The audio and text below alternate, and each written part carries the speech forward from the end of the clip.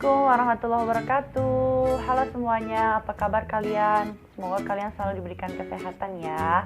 Sebelumnya perkenalkan dulu, nama saya Ayu Imratin Fadilah dengan NIM 1908 1030 1139. Di sini saya akan menjelaskan pembahasan tentang hakikat manusia dan alam semesta.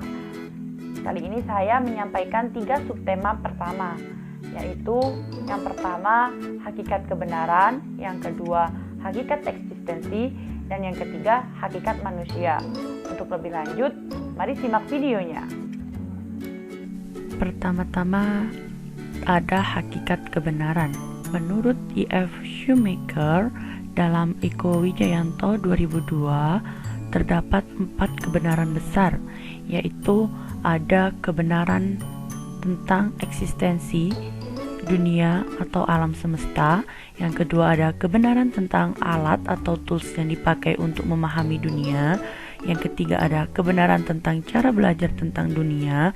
Dan yang keempat yang dimaksud dengan hidup di dunia.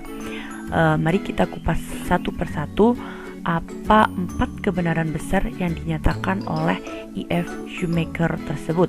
Yang pertama ada kebenaran tentang eksistensi, yaitu kebenaran tentang adanya 4 tingkat eksistensi dunia, yaitu ada benda, tumbuh-tumbuhan, hewan, dan manusia. Untuk kebenaran yang kedua yaitu tentang alat atau tools yang dipakai untuk memahami dunia. Di sini ada tingkat eksistensi dengan diterapkan asas ketepatan. Di sini mengakui pendekatan ilmiah sebagai pendekatan tunggal untuk memahami eksistensi alam semesta. Kebenaran ilmiah hanya berlandaskan pada fakta objektif, misalnya memahami pola kerja biologis, etika, kesadaran spiritual, dan hakikat manusia. Dan yang ketiga, kebenaran tentang cara belajar tentang dunia. Di sini ada 4 bidang pengetahuan. Yang pertama ada saya batin, yang kedua ada saya dengan lahiriah, yang ketiga ada dunia dengan batin, dan yang keempat ada dunia dengan lahiriah.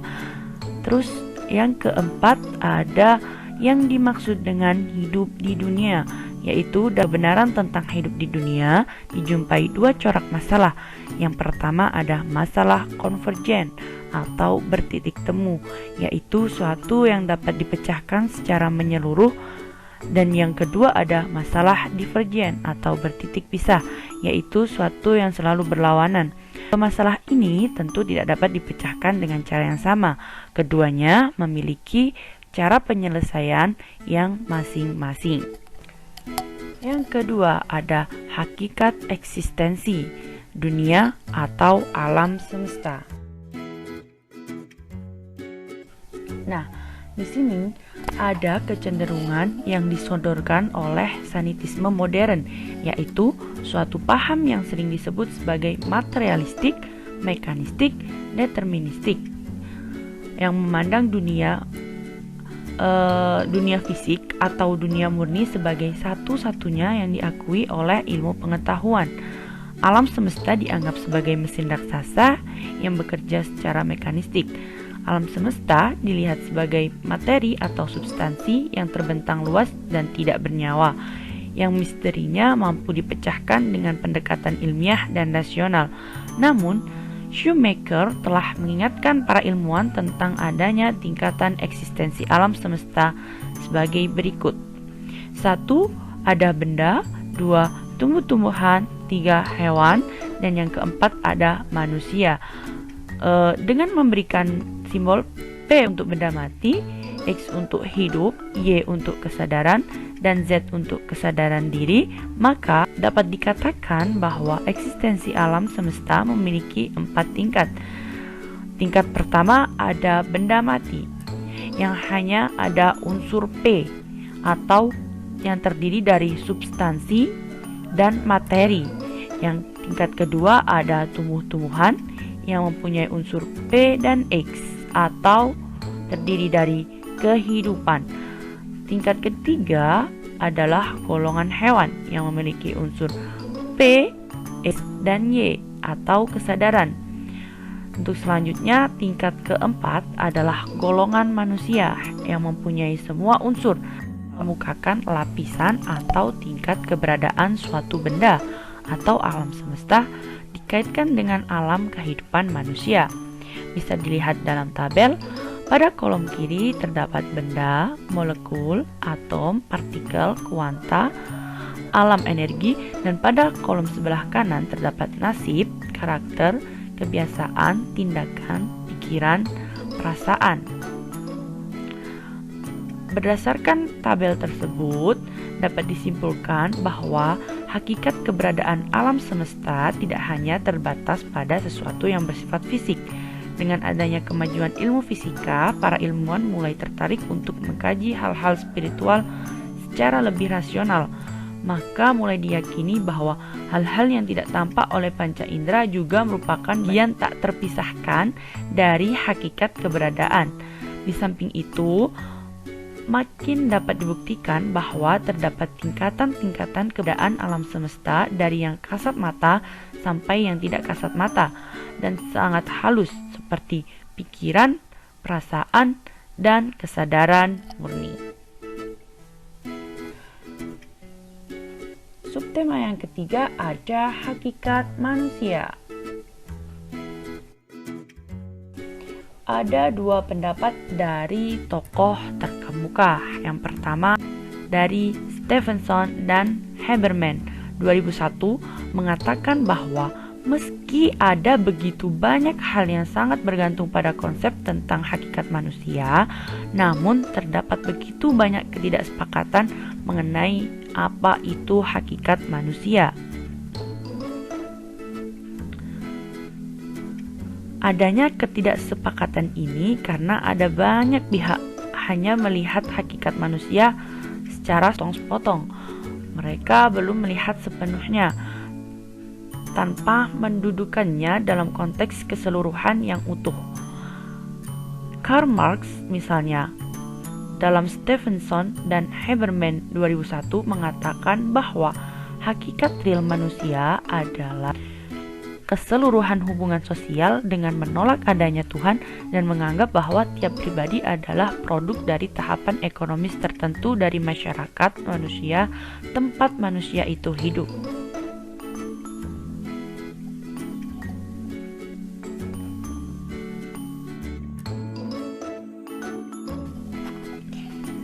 Manusia adalah bagian dari keberadaan alam semesta. Segala sesuatu yang ada di alam semesta juga ada di dalam manusia. Oleh karena itu, alam semesta dan alam manusia sebenarnya sama-sama mempunyai tiga lapisan keberadaan, yaitu fisik, energi pikiran, dan kesadaran murni.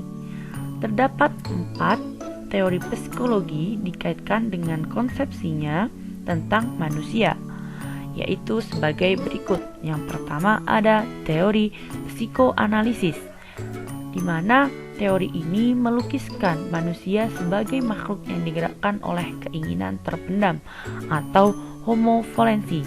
Yang kedua ada teori behaviorisme yang menganggap manusia sebagai makhluk yang digerakkan semuanya oleh lingkungan.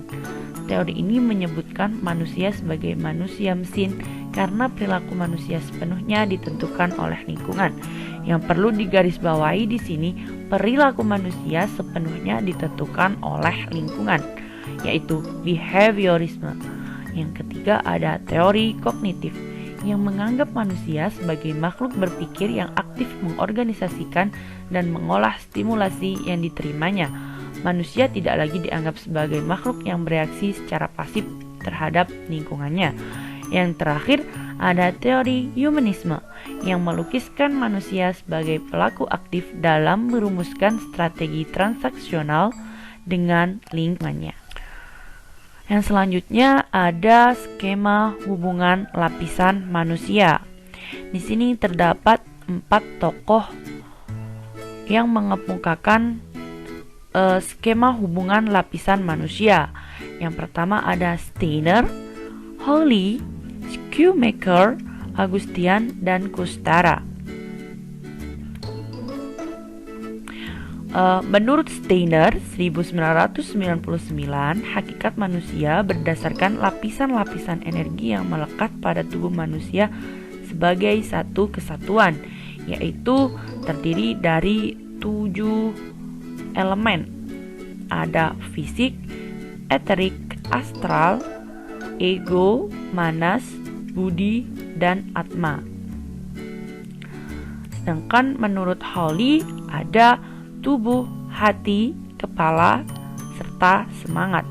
Dan menurut Shoemaker ada benda, tumbuhan, hewan, dan manusia yang dilambangkan seperti penjelasan sebelumnya, bahwa benda terdiri dari P, sedangkan tumbuhan ada P dan X, hewan ada P, X, dan Y. Kemudian manusia merupakan elemen paling tertinggi, jadi manusia memiliki elemen paling lengkap, yaitu P, X, Y, dan Z. Sedangkan menurut Agustian dan Kustara terdapat fisik, jiwa, dan roh. Manusia mempunyai lapisan fisik yang sama dengan semua benda mati, tumbuh-tumbuhan, dan binatang. Badan eterik merupakan lapisan hidup yang memungkinkan sesuatu mengalami siklus hidup, tumbuh, berkembang, dan mati. Manusia, tumbuh-tumbuhan, dan binatang mempunyai lapisan eterik, sedangkan benda mati tidak mempunyai lapisan. Badan astral merupakan lapisan yang memungkinkan sesuatu memiliki nafsu, keinginan, serta merasakan senang dan sakit. Lapisan ego, timbulnya kesadaran aku atau I or myself, dan di luar aku. Lapisan ini hanya dimiliki manusia. Keempat lapisan ini, yaitu fisik, eterik, astral, dan ego, sudah terbentuk sepenuhnya pada diri manusia. Sedangkan lapisan manas baru terbentuk sebagian, dan lapisan budi dan atma masih berupa potensi yang dapat dikembangkan lebih lanjut, masih bisa diasah dan dikembangkan. Perkenalkan, nama saya Ajila Dewi dengan NIM 1908110301135. Kali ini saya akan melanjutkan presentasi dengan menyampaikan 3 subtema. Yang pertama, hakikat otak. Yang kedua, hakikat pikiran dan juga kesadaran. Yang ketiga, tujuan dan makna kehidupan manusia. Oke, langsung saja ke materinya. Pertama, hakikat otak atau brain dan kecerdasan atau intelijensi. Tentunya teman-teman udah tahu nih apa sih otak itu. Nah, otak itu merupakan bagian tubuh yang paling kompleks di antara bagian tubuh yang lainnya. Otak juga memiliki beberapa kemampuan, di antaranya melakukan pilihan bebas, menyimpan ingatan, memproduksi pikiran sadar, memungkinkan memiliki perasaan, dan juga kemampuan untuk mengendalikan organ-organ tubuh, misalkan penglihatan, penciuman, perabaan, persentuhan, berbahasa, dan lain sebagainya. Nah, menurut Roger Wolcott Sperry atau ilmuwan yang pertama kali meneliti tentang belahan otak, otak itu dibagi menjadi otak kanan dan juga otak kiri. Secara fisik, otak kanan dan otak kiri ini tampilannya tidak jauh berbeda. Namun, ada perbedaan besar yang memisahkan keduanya, yaitu terletak pada jenis pemikiran yang dihasilkan. Otak kanan ini merupakan bagian yang paling baik untuk mengerjakan tugas yang berhubungan dengan kreativitas dan sesuatu yang ekspresif. Bisa dilihat, jadi pemikiran yang dihasilkan adalah kreatif, imajinatif, umum, intuisi, konseptual, empati, berserak, dan juga gambar keseluruhan. Sementara itu, untuk otak kiri berfungsi untuk mengerjakan tugas-tugas yang sifatnya logis. Dilihat dari jenis pemikiran, yaitu ada analytical, logik, khusus, berulang, terperinci, tersusun, saintifik, dan juga matematik. Setiap orang memiliki kecenderungan untuk lebih memakai otak kanan atau otak kirinya. Misalkan seorang pelukis, seorang seniman lebih cenderung untuk menggunakan otak kanannya karena mereka dibutuhkan kreativitas dan juga harus berimajinasi sekeren mungkin. Sedangkan kita, seorang akuntan, lebih cenderung menggunakan otak kiri karena lebih sering menggunakan jenis pemikiran logik, berulang, dan juga matematik. Selanjutnya kita akan membahas tentang kecerdasan. Menurut Gardner tahun 1999 mendefinisikan kecerdasan sebagai potensi biopsikologis untuk memproses informasi yang dapat diaktifkan dalam suatu latar kebudayaan, digunakan untuk memecahkan masalah atau menciptakan suatu produk bermanfaat dalam suatu kebudayaan. Nah, pada awalnya ilmuwan hanya mengenal kecerdasan tunggal yang biasa disebut dengan kecerdasan intelektual atau intellectual quotient. Namun akhir-akhir ini terbukti bahwa manusia sebenarnya mempunyai banyak kecerdasan atau multiple intelligence. Howard Gardner berpendapat bahwa tidak ada manusia yang tidak pintar, karena kita semua dapat memahami dunia dalam berbagai perspektif sesuai dengan tipe kecerdasan yang kita miliki. Dan ternyata gak mungkin kalau satu orang itu bisa memiliki lebih dari satu jenis kecerdasan. Nah, mari kita bahas apa saja, ada berapa sih jenis kecerdasan ini. Ada 9. Yang pertama, kecerdasan linguistik, ditunjukkan dengan kemampuan menggunakan kata-kata dengan efektif dan menguasai bahasa baik secara lisan maupun tulisan. Kedua, kecerdasan logika matematika, yaitu keterampilan berhitung, berpikir logis, serta pemecahan masalah matematika. Ketiga, kecerdasan kinestetik, berkaitan dengan aktivitas fisik seperti penguasaan gerakan olahraga dan menari. Keempat, kecerdasan spasial, yaitu kemampuan menerjemahkan pikiran atau imajinasi ke dalam bentuk visual, serta mempunyai daya imajinasi secara tepat. Kelima, kecerdasan musikal, ini kepekaan terhadap nada, irama, ritme musik, suka bernyanyi, bersenandung, dan lain sebagainya. Keenam, kecerdasan eksistensial, keingintahuan tinggi tentang arti kehidupan, kematian, dan realitas hidup. Ketujuh, kecerdasan naturalis, kemampuan mengenali alam sekitar dan peduli dengan sesama makhluk hidup. Kedelapan, kecerdasan interpersonal, kemampuan berkomunikasi secara efektif dengan orang lain, ditandai dengan bisa beradaptasi, bekerja sama, berelasi dengan teman, dan sebagainya. Kesembilan, yaitu kecerdasan intrapersonal, atau kemampuan memahami diri sendiri dengan baik. Jadi mengerti atau tidak bahwa dirinya itu tidak mudah patah semangat, gigih berusaha, dan tidak minder. Selanjutnya, pada tahun 2002, Zobar dan Marshall melihat fungsi otak dari 3 macam cara berpikir. Yang pertama, kecerdasan intelektual atau intelligence quotient, disingkat IQ, merupakan kecerdasan kognitif atau aktivitas berpikir, misalkan kemampuan mengingat, memahami, menganalisa, dan memecahkan masalah.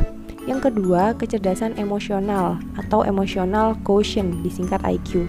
Jadi ini merupakan kecerdasan emosi. Contohnya mengenali perasaan orang lain, mengontrol perasaan diri, kerjasama, tanggung jawab, dan lain sebagainya. Ketiga, kecerdasan spiritual atau spiritual quotient, disingkat SQ, merupakan kecerdasan jiwa yang erat kaitannya dengan kemampuan jujur, adil, menghargai, kasih sayang, rendah hati, dan sebagainya. SQ ini berarti kemampuan seseorang untuk mengerti dan memberi makna pada apa yang dihadapi dalam kehidupannya. Maka dari itu SQ ini merupakan sumber bimbingan atau pengarahan dari berbagai 2 kecerdasan, yaitu IQ dan juga EQ. Kedua, hakikat pikiran atau mind dan kesadaran atau consciousness. Seberapa penting sih pikiran itu? Sesuai perkataan Blaise Pascal dalam Heart tahun 1997, manusia jelas sekali dibuat untuk berpikir. Di dalamnya terletak martabat dan kebajikannya, dan seluruh kewajibannya adalah berpikir sebagaimana seharusnya. Jadi pikiran ini memiliki peranan penting dalam kehidupan manusia. Nah, proses berpikir sebagai komunikasi intrapersonal menurut Jalaluddin Rahmat tahun 2001 ada sensasi, persepsi, memori, dan juga berpikir. Sensasi adalah alat penginderaan melalui panca indera yang menghubungkan manusia dengan lingkungan. Selanjutnya, persepsi adalah proses pemberian makna pada sensasi, sehingga manusia memperoleh pengetahuan baru. Ketiga, memori yaitu proses penyimpanan informasi dan dapat dipanggil kembali. Keempat, berpikir adalah mengelola informasi dan memanipulasi informasi untuk memenuhi kebutuhan atau memberikan respon. Contohnya, yaitu dalam mengerjakan suatu soal matematika, pertama kita akan menangkap tulisan dan gambar, yaitu disebut dengan sensasi. Lalu kita membaca dan mencoba memahami apa aja sih soal-soal ini yang dimaksudkan, itu dimaksud dengan persepsi. Pada saat membongkar memori untuk memahami apa yang disebut dengan garis lurus, misalkan segi 4 dan lain sebagainya, kemungkinan soal yang sama pada masa lalu itu disebut memori. Selanjutnya kita akan berpikir dengan cara aulistik atau realistik sesuai pikiran kita untuk menjawab soal tersebut. Selanjutnya yang kita bahas adalah kesadaran. Dalam kaitannya dengan kesadaran ini, Sigmund Freud dalam Hegel dan Ziegler tahun 1992 membedakan 3 lapisan kesadaran, yaitu pertama lapisan sadar atau conscious level. Lapisan ini berhubungan dengan dunia luar dalam wujud sensasi dan berbagai pengalaman yang disadari setiap saat. Kedua, lapisan prasadar atau pre-conscious level. Lapisan prasadar ini sering disebut memori yang tersedia, menyangkut pengalaman-pengalaman yang tidak disadari pada saat pengalaman tersebut terjadi, namun dengan mudah dapat muncul kembali menjadi kesadaran secara spontan atau dengan sedikit usaha. Ketiga, lapisan tidak sadar atau unconscious level. Lapisan tidak sadar merupakan lapisan yang paling dalam dari pikiran manusia, menyimpan semua dorongan insting serta emosi dan memori yang mengancam pikiran sadar yang telah sedemikian ditekan atau secara tidak disadari didorong ke dalam lapisan yang paling dalam pada pikiran manusia. Sedangkan Krishna tahun 1999 berpendapat bahwa kesadaran manusia ini terbagi menjadi 5 tingkat atau lapisan. Yang pertama, lapisan kesadaran fisik yang ditentukan oleh makanan.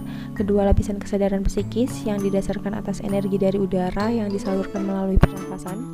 Ketiga, lapisan kesadaran pikiran yang merupakan kesadaran rasional dan emosional. Keempat, lapisan intelijensia atau bukan intelek, menyangkut kesadaran hati nurani atau budi pekerti. Yang kelima, lapisan kesadaran murni, itu merupakan tingkat kesadaran tertinggi yang dapat dicapai oleh manusia. Yang terakhir, saya akan membahas tujuan dan makna kehidupan. Siapapun pasti sependapat bahwa tujuan hidup umat manusia adalah untuk memperoleh kebahagiaan. Bahkan menurut Jalaluddin Rahmat tahun 2004, secara agama, filsafat, ilmu pengetahuan bahwa orang harus bahagia. Namun dalam kehidupan di akhir-akhir ini dipenuhi oleh filsafat materialisme. Filsafat materialisme ini apa sih? Jadi filsafat materialisme ini merupakan paham yang menyatakan bahwa hal yang dapat dikatakan benar-benar ada adalah materi. Jadi materi adalah satu-satunya substansi. Menurut saya filsafat materialisme ini dapat menyebabkan ketidakbahagiaan. Mengapa? Karena filsafat materialisme ini dapat membuat manusia memandang sesuatu apapun dari segi materi semata. Sampai batas tertentu, partisipasi dalam budaya konsumtif ini masih dalam hal wajar. Namun, ketika berlebihan, materialisme ini dapat merampas kesejahteraan, hubungan, dan kualitas hidup, termasuk dalam mendefinisikan kebahagiaan itu sendiri. Jadi manusia yang tidak punya mobil pribadi, rumah mewah, uang banyak dianggap manusia yang menderita. Selamat pagi peserta. Halo teman-teman, semoga sehat selalu ya. Perkenalkan, nama saya Mentari, NIM 1075. Kali ini saya akan membahas tentang alam sebagai satu kesatuan sistem serta tentang spiritualitas dan etika. Selamat mendengarkan.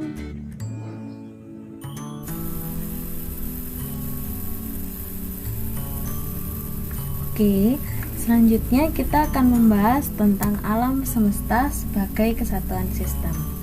Alam semesta bersama seluruh isinya merupakan satu kesatuan, termasuk manusia dan juga alam. Perilaku kita sebagai umat manusia sangat menentukan nasib keberadaan bumi, alam semesta, dan berserta seluruh isinya. Namun apa sih yang dimaksud sistem itu sendiri? Ada 3 pengertian menurut Kamus Besar Bahasa Indonesia, karangan Purwadarminta. Pengertian sistem yang pertama yaitu sekelompok bagian yang bekerja bersama untuk melakukan suatu maksud tertentu, misalnya urat syaraf dalam tubuh. Pengertian yang kedua, sistem merupakan sekelompok pendapat, peristiwa, kepercayaan, dan sebagainya yang disusun dan diatur baik-baik, misalnya filsafat. Pengertian yang terakhir, sistem merupakan cara atau metode yang teratur untuk melakukan sesuatu, misalnya pengajaran bahasa.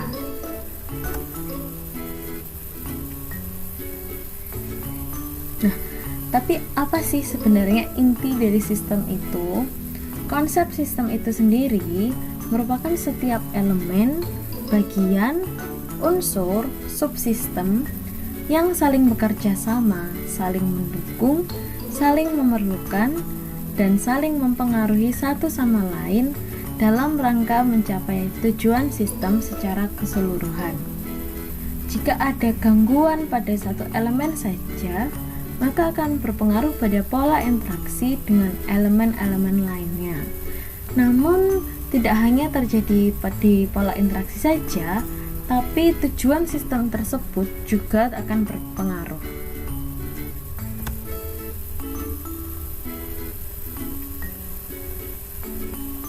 Nah, selanjutnya ada contoh dari gejala gangguan elemen dalam sistem. 3 gambar atau 3 berita ini saling berhubungan satu sama lain. Gambar yang pertama terjadi dalam suatu daerah, di mana daerah tersebut terjadi banjir bandang karena kerusakan hutan. Nah, kerusakan hutan ini akhirnya mengganggu elemen masyarakat yang ada di sekitar itu, sehingga mereka tidak dapat beraktivitas seperti biasanya. Nah, di gambar yang kedua dijelaskan bahwa terjadi pengundulan hutan. Mungkin kerusakan hutan yang dialami pada gambar pertama juga bisa terjadi karena pengundulan hutan, di mana pengundulan hutan ini akan menyebabkan pemanasan global, dan pemanasan global akan berdampak pada seluruh dunia seperti di gambar ketiga, di mana ozon di wilayah garis khatulistiwa semakin menipis. Dan dampaknya tidak hanya di negara yang terjadi pengundulan hutan saja, tapi juga dialami oleh seluruh penduduk bumi seperti manusia, hewan, tumbuhan, dan sebagainya. Selanjutnya kita akan membahas tentang spiritualitas dan etika. Apa sih spiritualitas itu? Menurut para ahli, spiritualitas berhubungan dengan perilaku manusia yang bersifat vertikal atau dari atas dan ke bawah, dalam arti hubungan manusia dengan Tuhan atau kekuatan tak terbatas.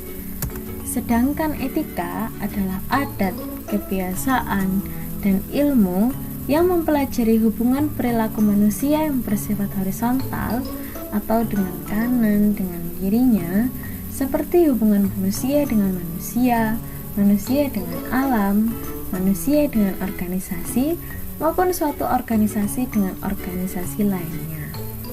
Namun, menurut para ahli, spiritualitas ini tidak termasuk dalam bidang kajian etika. Tapi faktanya, spiritualitas ini sangat berhubungan erat dengan etika, di mana seseorang yang telah mempelajari teori-teori maupun pelatihan etika belum menjamin bahwa perilakunya bersifat etis. Apabila kecerdasan spiritual orang tersebut masih cenderung rendah.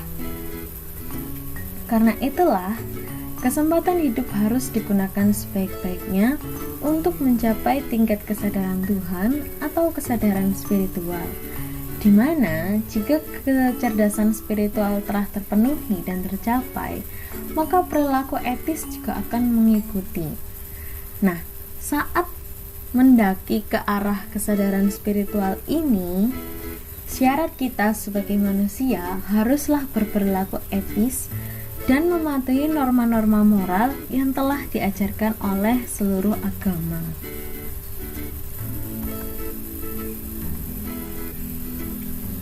Nah, ini ada kasus yang kita diskusikan hari ini.